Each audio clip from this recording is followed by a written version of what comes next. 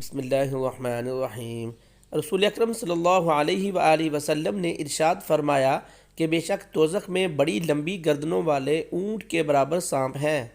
جن کے زہریلے مادہ کی حقیقت یہ ہے کہ ایک بار جب ان میں سے ایک سانپ ڈسے گا تو دوزخی 40 سال تک اس کی سوزش محسوس کرتا رہے گا۔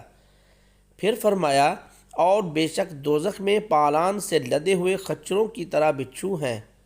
جن کے زہریلے مادہ کی حقیقت یہ ہے کہ ایک بار جب ان میں سے ایک بچھو ڈس لے گا تو دوزخی 40 سال تک اس کی سوزش محسوس کرتا رہے گا۔ جیسا کہ قرآن شریف میں ہے، یعنی ہم ان کے لیے عذاب پر عذاب بڑھا دیں گے اس شرارت کے بدلے جو وہ کرتے تھے۔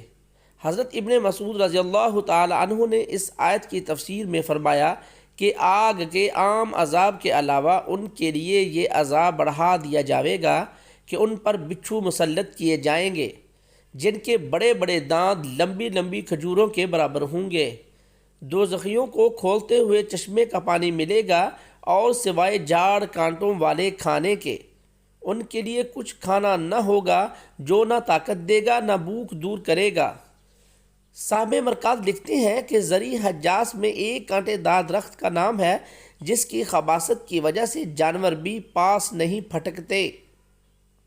اگر جانور اس کو کھا لے تو مر جائے۔ پھر لکھتے ہیں، یہاں زرعی سے آگ کے کانٹے مراد ہیں، جو الوے سے کڑوے، مردہ سے زیادہ بدبودار اور آگ سے زیادہ گرم ہوں گے،